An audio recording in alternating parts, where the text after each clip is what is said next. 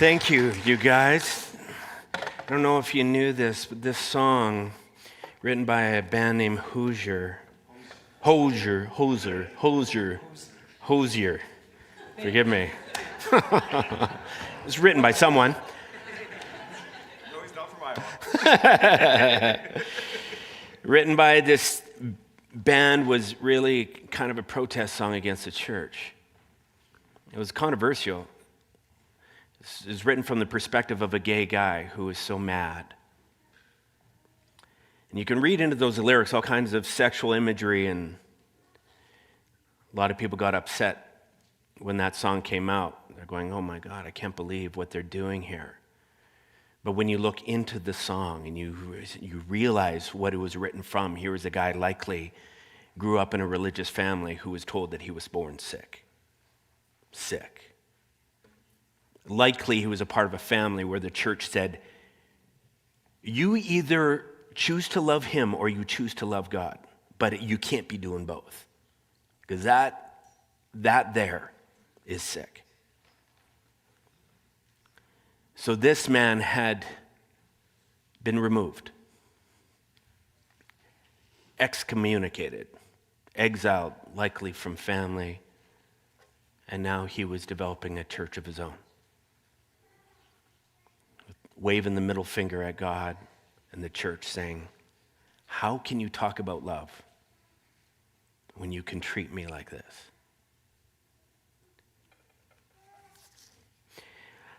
I was coming out of Costco a while back, and I got grabbed by the arm by a couple.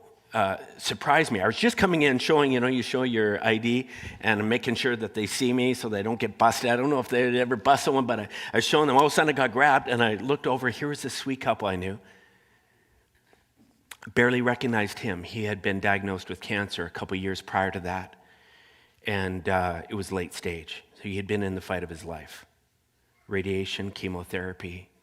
And just only a few months prior to me seeing them, they decided that no more treatment was worthwhile, that he was now in the last chapter.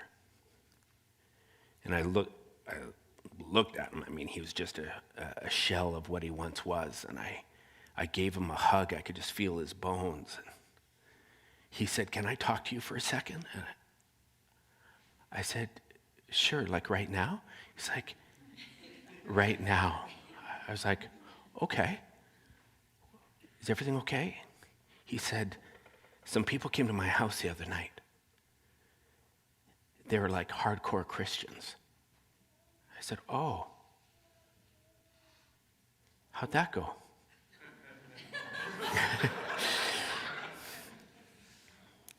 He said, I didn't really know what they wanted to talk about, but they started pressing me. They said they'd like to pray with me. And I was like, okay. They said, no, we'd like to lead you in a prayer. And so he was like a little bit confused. He's like, and so as they began to talk, they said, this is really important that you pray this prayer. And as he was questioning, he began to realize through some of the things that they were saying you need to make sure that you're right with God before you die. And at some point when he figured out kind of what they were saying, he was like, oh, it's okay. I'm okay. I believe in God. I've worked hard. I've prayed.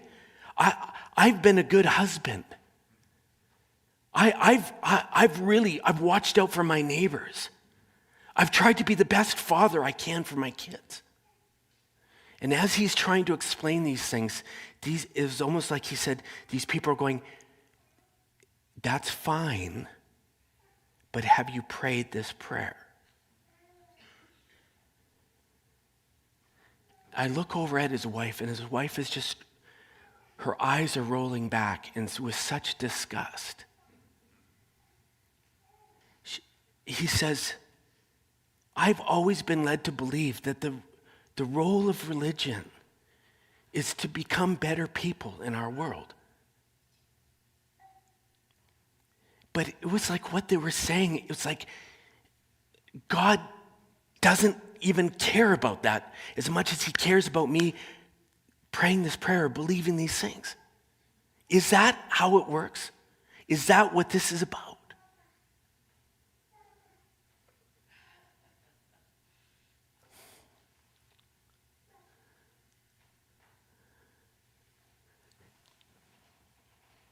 His wife was so disgusted with it all.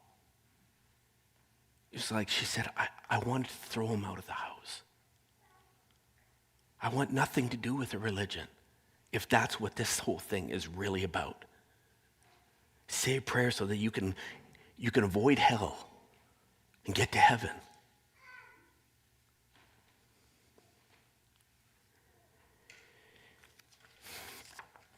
You know, I bet if you polled 100 people and you asked them what the world needs most right now in our world, sadly, you would find very few answering what we need is more religion. You know what I mean?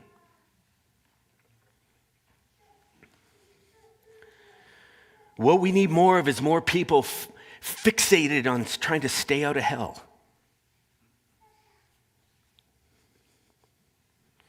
There's something about this heaven and hell concept that twists the heart and the motivation of religion, it seems. Turning it into something that is so far, it seems, from what our ancestors spoke of and promoted. It's stories like these and the song Hoosier that just turns stomachs, causes allergic reactions to anything that hints of religion.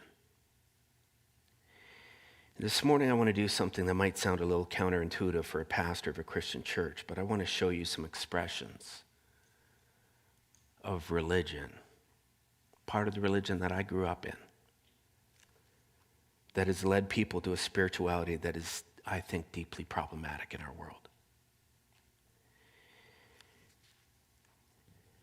Why I believe they're sometimes hurting more than they're helping. A large part of what I perceive as a brokenness in at least the expression of religion that I'm familiar with is this fixation on heaven and hell and the afterlife. The quick and dirty of it is I think it leads to a very me-centered, myopic form of religion, of existence. Within this belief of the afterlife, there is obviously this beautiful picture of heaven, which, to be honest, I'm a fan of. I love the idea that one day I'm going to be reunited with the most beautiful people that have been a part of my life that have passed on, including my pets. I love that. I love that thought. But along with this concept of there being a life beyond the grave comes this other part, that there is another place where some people unwillingly are going to be sent to, that being hell. We're not really sure who gets to go to which place, but we've come up with a lot of formulas around that.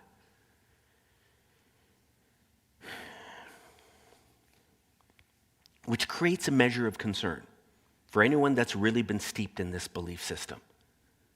It's like, I really want to know for sure that I'm not going there and that I'm going there. Maybe you weren't raised in that kind of system, but it's been around, and even to this day, I'll talk to people who have never been a part of church growing up, but they have this kind of idea, this underwriting anxiety, concern about what might lie after. For those really steeped in it, though, it's like right out of the chute in religion, the purpose quickly develops a very personal agenda. I am here to make sure I don't go there, but I go there. It's a very personal agenda. What do I have to do to kind of get myself pointed in the right direction? For thousands of years, this heaven and hell kind of fixation has been responsible for creating a lot of fear, a lot of anxiety. There's been a lot of manipulation used in the process. People running around doing all these things they've been told to do. Why? Well, man, I don't want to burn in hell. And that can involve coming and showing up on a Sunday morning, giving money, volunteering out, whatever it takes, man, just tell me what it is. What's the formula and I'll do it. Underarching all the different things that they may do in the name of spirituality or whatever is this point of, I got to take care of me. I don't want to go there. It's like a gun to the head. Keep me out of eternal torment. That's all I'm trying to do here. Now, I'm not going to go into the different problems that of some of these beliefs. We've spent an entire series called Fear-Mongering, the origins of hell, talking about really where it came from, how it's evolved over time. I'm not going into it today. You can go back and you can listen to that series. We've explained some of the problematic pieces of that thing and how it's evolved over time. All I want to say is that religion's fixation, and especially hell's, for so many has made their religious experience just about taking care of myself so that I avoid that and get to that.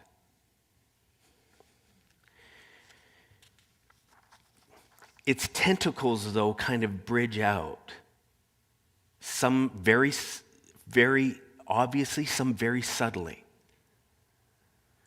When you buy into kind of all of this is about making sure that one day when you die, when your number gets punched up, you're going to the right place and avoiding that other place. It casts a very different light on what is going on in this world now, in the present day. Specifically suffering all around. It's like everything becomes so secondary. I remember hearing a story of a guy, he devoted his whole life to distributing Bibles in parts of the world that has never seen a Bible before. When you believe that people need to believe certain things in order to get to heaven one day, delivering Bibles that have the truth, have the spiritual beliefs that are needed to get that transaction happening, it's critical. At the time, Russia wouldn't allow any Bibles in. They called it the Iron Curtain. You can't get them in. This guy devoted his whole life. They had 2 truckloads of Bibles smuggled in behind the Iron Curtain, got into Russia.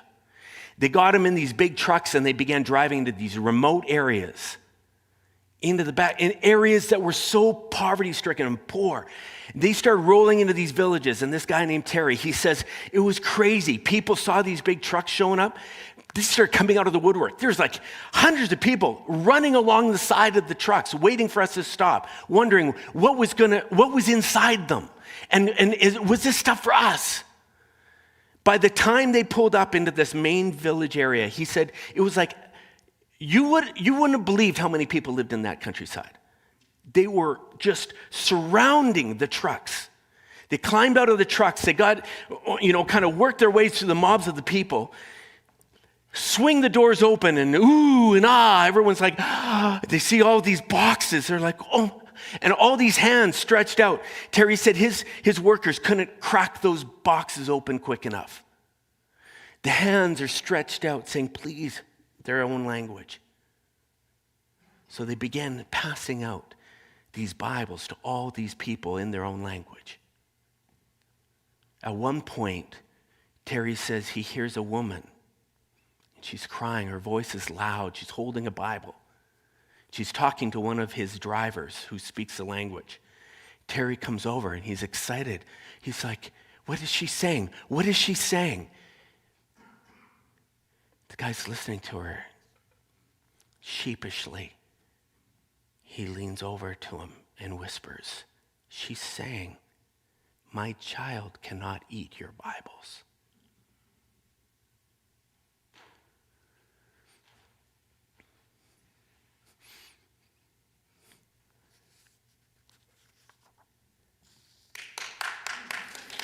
I wasn't asking for that. It was one of those moments where you go,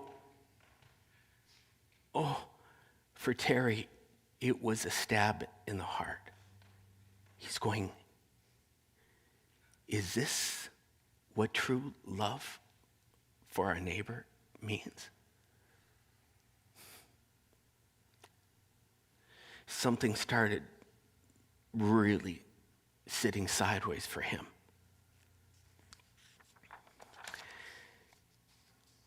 In a belief system that's obsessed with the afterlife and caring about one person's beliefs, one's physical needs becomes very secondary, becomes almost peripheral. One's relational issues, one's emotional challenges, someone being hungry, it's not important, man. You got an eternity that lies out there that is much more important.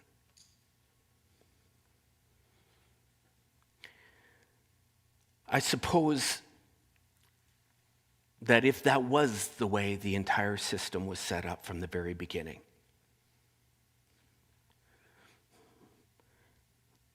well, then maybe I just have to settle with all the suffering. But man, it's like when you go back in and you start reading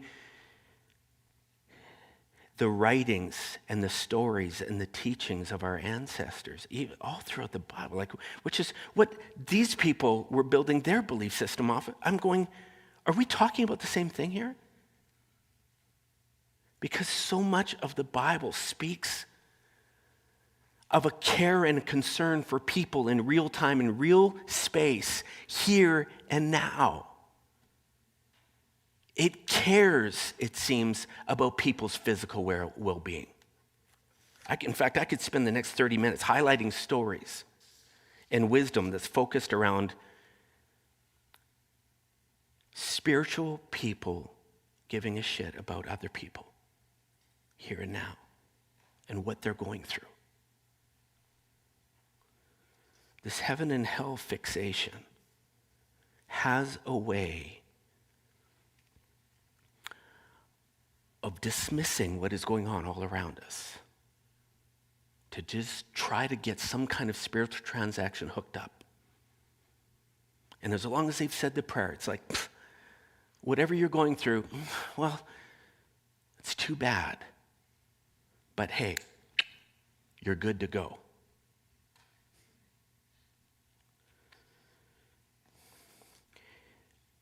Guy grabbed me a while ago. We were working a casino for a non-for-profit. He comes, he says, Jeff, I got to tell you a story. This is crazy. He says, I was supposed to be down here yesterday helping out this casino. I came out, my truck wouldn't run. It's dead. Battery's dead. And he says, I'm panicking because I got to get down there. He was one of our leaders of our organization. We had more volunteers that were coming in. He says, I knew I couldn't be late. So I'm frantic. I'm trying to think who could give me a boost for my truck. And I see my neighbor down the street. He's out. He's all dressed up. He says, I knew right away he was going to church. I'm like, he's my guy. He's my guy. Come. He says, I went running down the street. I said, hey, pal, look, my truck won't start. And I'm just wondering if you could just kind of zip around and just give me a boost quick. I'm trying to get down to this. He's like, oh, man, I'm really sorry. My wife's going to be out here any second. We're already late for church. And he says, we really got to go. I'm so sorry. This guy's looking at me. He's like, am I missing something, Jeff? Is that not an adventure in missing the point? See, within this this focus of religion, when you believe the point of it all is just screwing down your beliefs or doing what you personally need to do. It might be, I need to be at church. I need to be reading the Bible. I need to be doing these specific things to ensure my standing with God is good. What is going on in the lives of other people becomes very peripheral. It can lead to a very me-centric form of spirituality. It's concerned in taking care of number one. Let's just find the formula to keep me and my family good. Let's make sure that we know where we're going. And then once that's been taken care of, let's hunker down and let's make sure that we're taken care of here.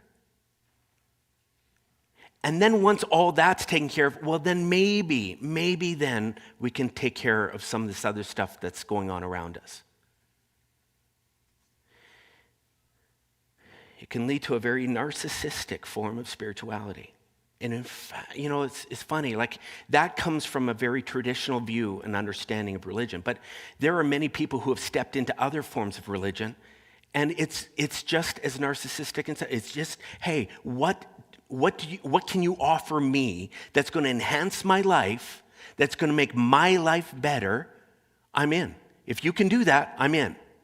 Many people believe in a spirituality that's designed to do that. For those people that get everything screwed away with God, they're going, okay, we're good. Now the question becomes, okay, so what now? What do you do with your time here on earth now? Because we're just waiting to punch our clock, right? A number of years ago, I was on a sabbatical, and I ended up down in Atlanta, Georgia. I was down there to look and study the music trends within churches. If you don't know much about Atlanta and Georgia, it's part of what they call the Bible Belt.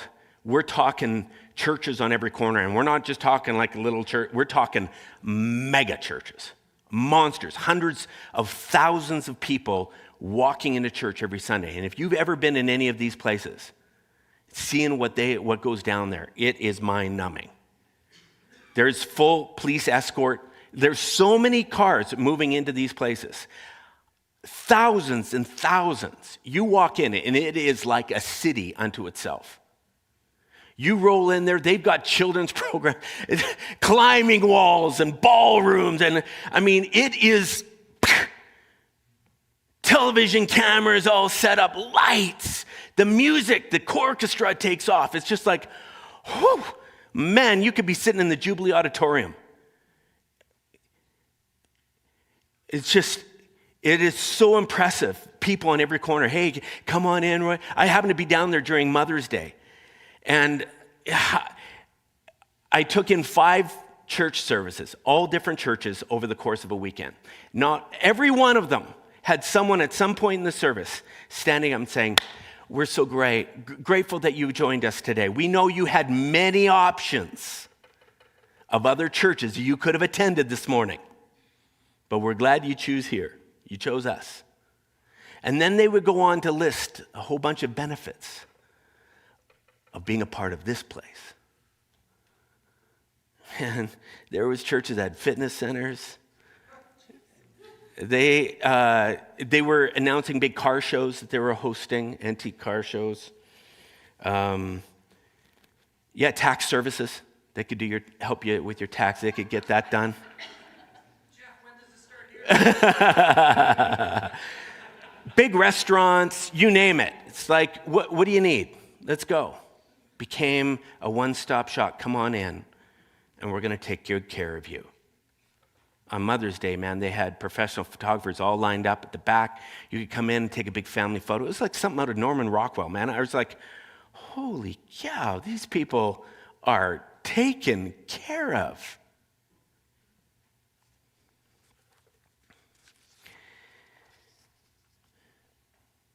All stuff for entertaining and caring for the members of those within the walls of the church. Man, I tell you, when I walk down there, I'm like, man, membership of these churches has privileges. It'd be hard to imagine the purpose of religion being anything other than come on in, sign up, and we will make your life better. Hunker in. there'd be very few reasons why you'd almost have to ever leave the church.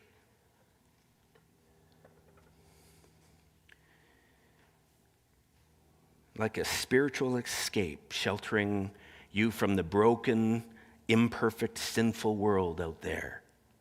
Come on in. Stay safe. Get away from all that. Come and experience a spiritual utopia of sorts where you have nothing to worry about. Just hunker down until your final number runs up. And then, you know what? We're going to get you airlifted out of here, out of this hellhole called earth. You know, it might sound like I'm really critical of these kinds of churches. The actual truth is, we built Friends Church at the very beginning on that model. We had plans for land where we could build a beautiful building and we could make it this beautiful one-stop. We loved that idea. I'm telling you, it sells. Within 7 years, we had 700 people rolling into the doors, man. They're like eating it up. We're like, yeah. Get people lined up for heaven. Get their ticket punched. Help them have a nice, safe, spiritual, and then bring them into this nice spiritual cocoon of a church where they can stay safe and unstained until their time runs up. Something about it seemed a bit off. Especially when you start trying to square it away with the message of Jesus and what he seemed so focused on. The pictures, they didn't line up.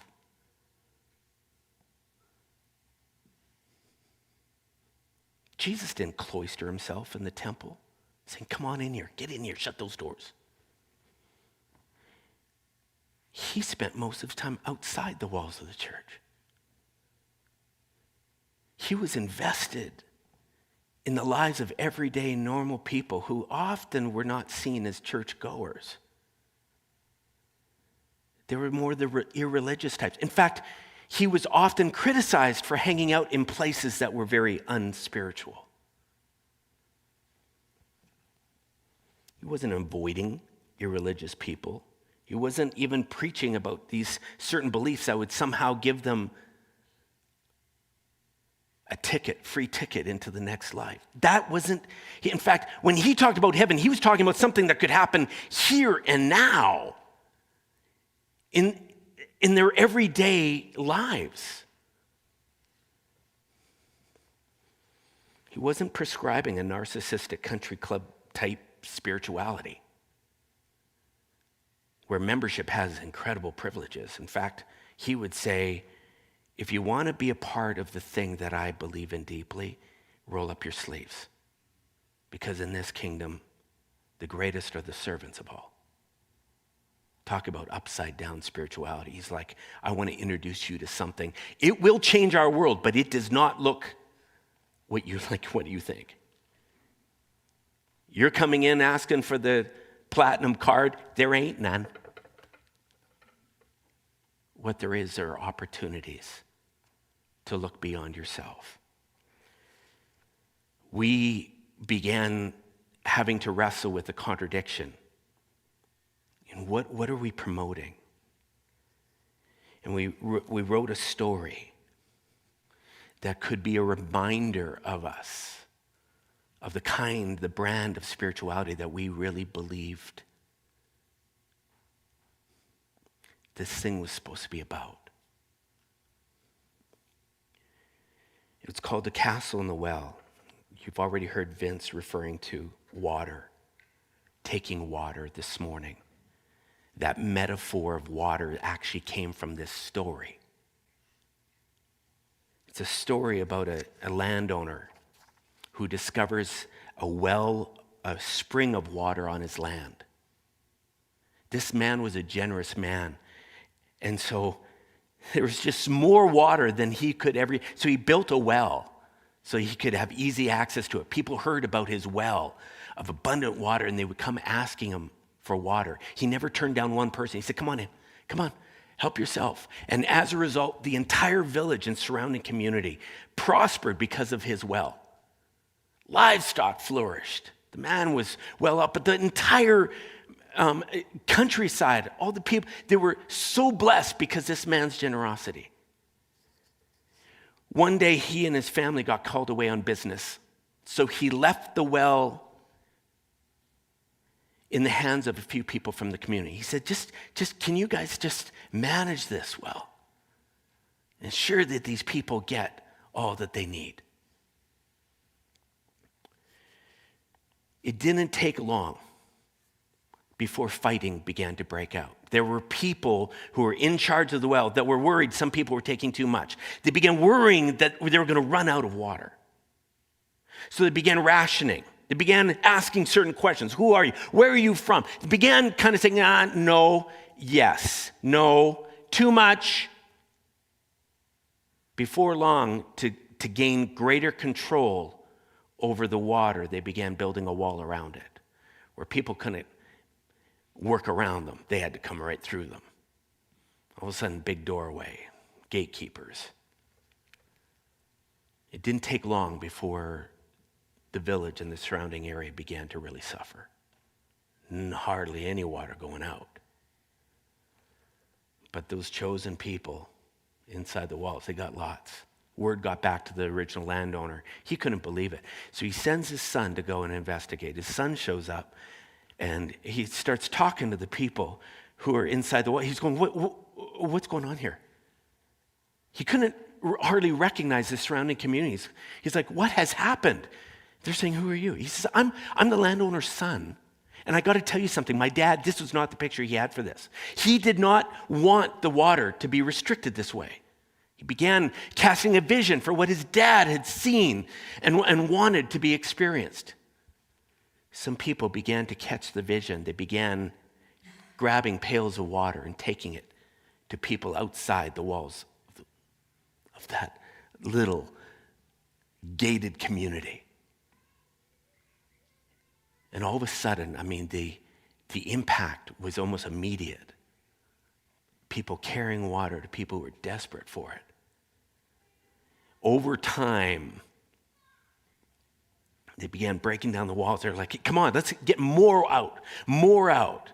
The son was so happy, he's cheering them on, going, yes, this is what it was all about. But these certain gatekeepers, freaking out, conspired and had the son killed. And the movement stopped. And now, not just walls, they began building a castle around that well so that no one could tell those people who and what was going to happen with that water. We wrote this story and we told this story as a reminder for us that we no longer wanted to be a part of a long lineage of castle wall builders and water hoarders in religion. That we have good that we possess. We have stuff within each of our lives that was not meant to be hoarded. That religion wasn't just about hunkering down inside the walls and waiting for our numbers to come up. But no, religion, spirituality was about getting out of the castle, making a difference in our world.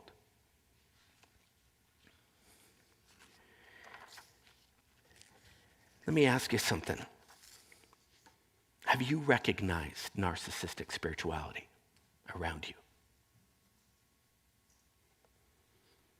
Have you identified ways in which people are kind of looking to spirituality or religion as kind of a self-serving, make my life better?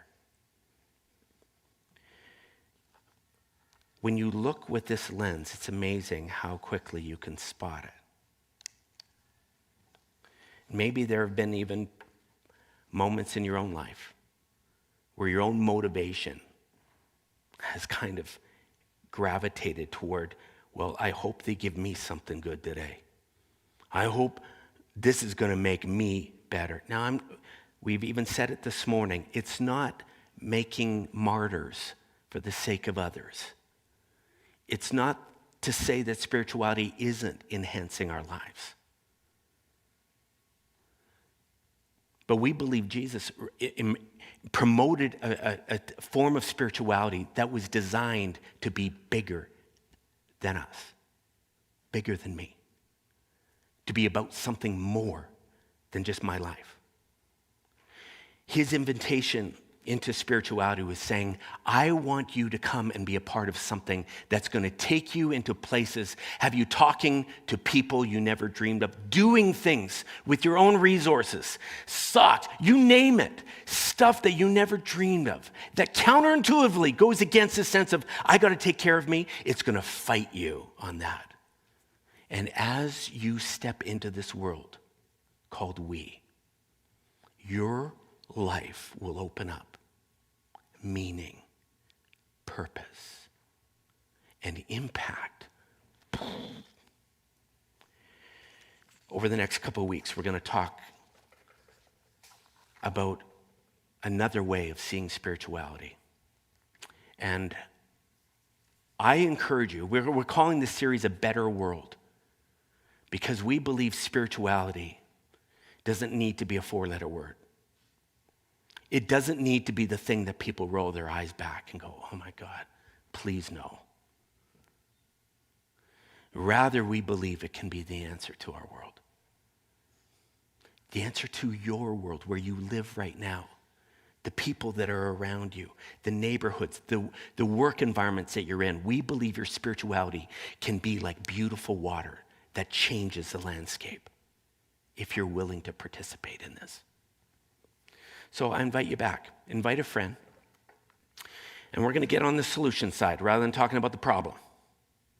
Over the next 2 weeks, we're going to talk about a beautiful spirituality that will change our world. It will change us, and it will change your world. You won't want to miss it. All right, that's all I got. Have a great week, everyone. Get out there and take some water this week, will you?